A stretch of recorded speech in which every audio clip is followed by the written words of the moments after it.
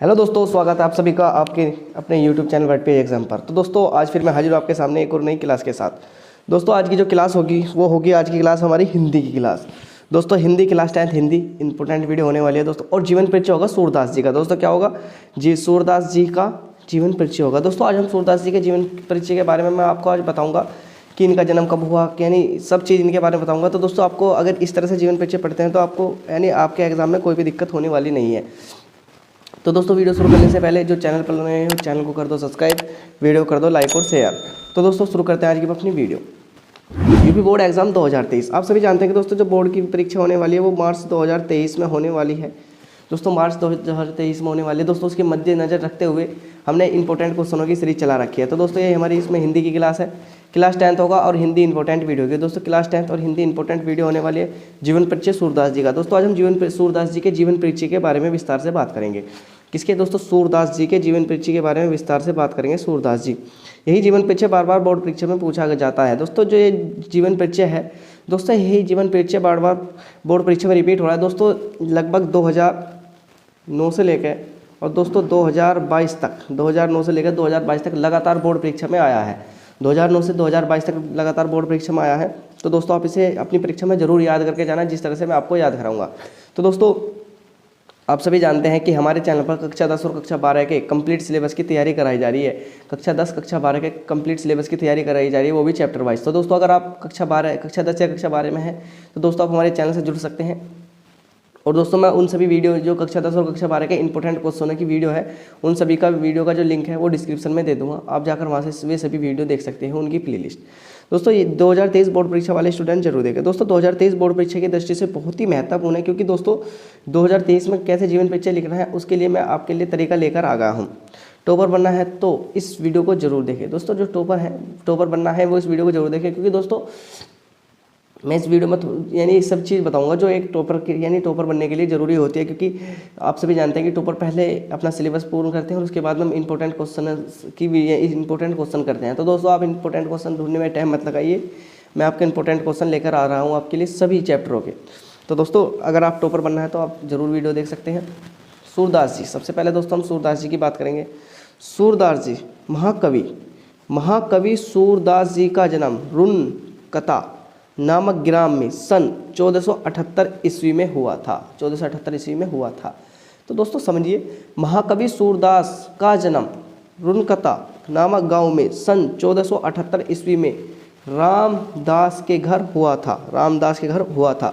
पंडित रामदास सारस्वत ब्राह्मण थे। तो दोस्तों ध्यान रखना कि महाकवि सूरदास जी का जन्म रुनकाता नामक ग्राम में सन 1478 ईस्वी में रामदास के घर हुआ था। पंडित रामदास सारस्वत ब्राह्मण थे। तो पंडित सारस्वत कौन थे? ब्राह्मण थे। कुछ विद्वान सिही नामक को सूरदास का जन्म स्थल मानते हैं। कुछ विद्वान सिही नामक स्थल को सूरदास का जन्म स्थल मानते हैं।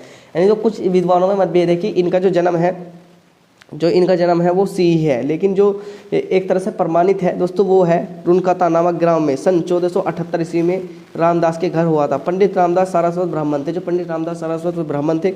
कुछ विद्वान सिही नामक को सूरदास का जन्म स्थल मानते हैं। सूरदास का जी जन्मांध थे या नहीं, इस संबंध में भी अनेक मत है। दोस्तों जन्मांध का मतलब क्या होता है? दोस्तों जन्मांध का मतलब होता है जन्म से अंधे। यानी सूरदास जी जन्मांध थे या नहीं, इस संबंध में भी अनेक मत है। यानी दोस्तों अलग अलग लोगों के अलग अलग मत है। यानी जो भी आदमी है या जो भी इतिहासकार है उनके सबके अलग अलग मत है। कोई कहता है कि सूरदास जी जन्मांध थे, कोई कहता है सूरदास जी जन्मांध नहीं थे। तो दोस्तों अलग अलग लोगों के अलग अलग मत हैं। सूरदास जी श्री वल्लभाचार्य के शिष्य थे। वे मथुरा के गौ घाट पर श्रीनाथ जी के मंदिर में रहते थे। तो ध्यान रखना दोस्तों, सूरदास जी श्री वल्लभाचार्य के शिष्य थे। वे मथुरा के गांव घाट पर श्रीनाथ जी के मंदिर में रहते थे। कौन? वल्लभाचार्य। यानी जो सूरदास जी हैं वो श्री वल्लभाचार्य के शिष्य थे। सूरदास जी किसके? श्री वल्लभाचार्य के शिष्य थे और मथुरा के गांव घाट पर श्रीनाथ जी के मंदिर में रहते थे। सूरदास का विवाह भी हुआ था। सूरदास जी का विवाह भी हुआ था। विरक्त होने से पहले वे अपने परिवार के साथ ही रहा करते थे। यूँ कह रहा है कि दोस्तों सूरदास जी का विवाह भी हुआ था, और दोस्तों विरक्त का मतलब यानी अपने घर से विदा होने से पहले यानी अपने परिवार के साथ रहते थे, अपने परिवार के साथ रहते थे। पहले ये दीनता के पद गाया करते थे, पहले ये किसके, पहले दोस्तों ये दीनता के पद गाया करते थे, किंतु वल्लभाचार्य के संपर्क में आने के बाद, किंतु वल्लभाचार्य के संपर्क में आने के बाद वे कृष्ण लीला का गान करने लगे। सूरदास जी की मृत्यु सन 583 ईस्वी में हुई थी। सूरदास जी की मृत्यु सन 583 ईस्वी में हुई थी। रचनाएं सूरसागर, सूर सारौली और साहित्य लहरी इनकी प्रमुख रचनाएं हैं। तो दोस्तों एक बार और देखेंगे। देखो सबसे पहले हमें क्या लिखना दोस्तों, सबसे पहले हमें महाकवि यानी दोस्तों जो नाम जिनका भी हम जीवन परिचय लिख रहे हैं उनका नाम लिख लेंगे। जैसे सूरदास जी ऐसी हेडिंग डालकर दोस्तों ब्लैक पेन से उसे अंडरलाइन करके इस तरह से, और दोस्तों हम दिखा देंगे सूरदास जी महाकवि सूरदास का जन्म रुनकता नामक ग्राम में सन 1478 ईस्वी में। दोस्तों ध्यान रखना इनका जन्म 1478 ईस्वी में रामदास के घर हुआ था, रामदास के घर हुआ था। तो ध्यान रखना महाकवि सूरदास जी का जन्म रुनकाता नामक ग्राम में सन 1478 ईस्वी में रामदास के घर हुआ था, रामदास के घर हुआ था। ध्यान रखना दोस्तों किसके, रामदास के घर हुआ था, इंपॉर्टेंट है। पंडित रामदास सारस्वत ब्राह्मण थे। पंडित रामदास सारस्वत कौन थे, ब्राह्मण थे। दोस्तों ध्यान रखना कि पंडित रामदास सारस्वत ब्राह्मण थे, यानी सारस्वत यानी रामदास सारस्वत वो है जिनके घर इनका सूरदास जी का जन्म हुआ था। कुछ विद्वान सिही नामक को सूरदास का जन्म स्थल मानते हैं। दोस्तों अभी मैंने बताया कि इनके जन्म से रिलेटेड लोगों को बहुत ज़्यादा यानी मतभेद है कि कोई कहता है कि दोस्तों जन्मांध थे, कोई कहता है इनका जन्म सिही में हुआ था। दोस्तों इनके बहुत सारे इनके ऊपर यानी ऐसी फैक्ट थ्योरी है दोस्तों जिन्हें हम सही भी मान सकते हैं और गलत भी मान सकते हैं। तो कह रहा है कि कुछ विद्वान सिही नामक को सूरदास का जन्म स्थल मानते हैं, यानी सिही दोस्तों सिही एक स्थान है दोस्तों, वहाँ को सूरदास का जन्म मानते हैं। सूरदास जी जन्मांध थे या नहीं, इस संबंध में भी अनेक मत है। वो कह रहा है कि सूरदास जी जन्मांध थे या नहीं, इस संबंध में अनेक मत है। जन्मांध का मतलब है नहीं दोस्तों सूरदास जी जन्म से अंधे थे या नहीं थे, इस बात की भी अनेक मत है। सूरदास जी श्री वल्लभाचार्य के शिष्य थे। सूरदास जी श्री वल्लभाचार्य के शिष्य थे। किसके, सूरदास जी श्री वल्लभाचार्य के शिष्य थे। वे मथुरा के गौ घाट पर श्रीनाथ जी के मंदिर में रहते थे। कौन, मथुरा के गौ घाट पर श्रीनाथ जी के मंदिर में रहते थे। तो दोस्तों किसे कह रहा है, यानी सूरदास जी वल्लभाचार्य के शिष्य थे। सूरदास जी वल्लभाचार्य के शिष्य थे और वे गौ घाट पर श्रीनाथ जी के मंदिर में रहते थे। सूरदास का विवाह भी हुआ था। वो कह रहा है कि सूरदास का विवाह भी हुआ था। विरक्त होने से पहले वे अपने परिवार के साथ ही रहा करते थे। दोस्तों इस बात का ध्यान रखना है, सूरदास जी की शादी भी हुई थी और वे अपने परिवार से यानी ज्ञान हासिल करने से पहले दोस्तों वे अपने यानी परिवार के साथ ही रहा करते थे, यानी परिवार के साथ ही रहा करते थे। पहले ये दीनता, ध्यान रखना दोस्तों, पहले ये दीनता के पद गाया करते थे। दोस्तों पहले दीनता के पद गाया करते थे। दोस्तों मैं आप सभी के लिए सिर्फ वही पॉइंट लेकर आया हूँ जो आपको याद भी रहे। तो दोस्तों आप इसे नोट भी कर सकते हैं या इसका PDF white page exam Telegram पर मिल जाएगा, आप जाकर वहाँ से सर्च कर लीजिए। पहले दीनता के पद गाया करते थे, किंतु वल्लभाचार्य जी के संपर्क में आने के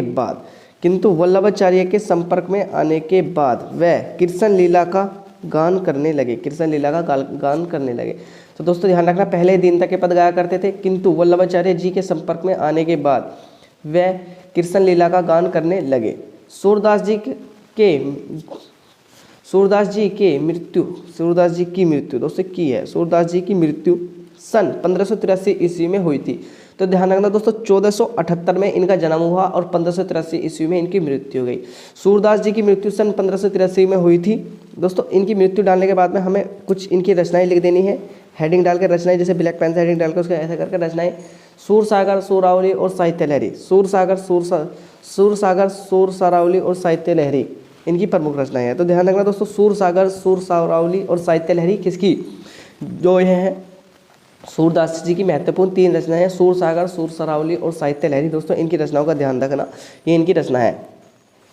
तो दोस्तों आई होप कि आपको ये वीडियो अच्छी लगी होगी। दोस्तों जो इसका आप इसे नोट भी कर सकते हैं या दोस्तों आप इसका स्क्रीनशॉट भी ले सकते हैं। दोस्तों आप इसका स्क्रीनशॉट लेना चाहते हैं तो दोस्तों आप थोड़ा स्क्रीनशॉट ले लीजिए। इससे पहले हद तक का स्क्रीनशॉट ले लीजिए दोस्तों। इसके बाद में आपने स्क्रीनशॉट ले लिया होगा हद तक का। दोस्तों अब यहाँ से ले गए दोस्तों, अब इसका पूरे का स्क्रीनशॉट ले लीजिए।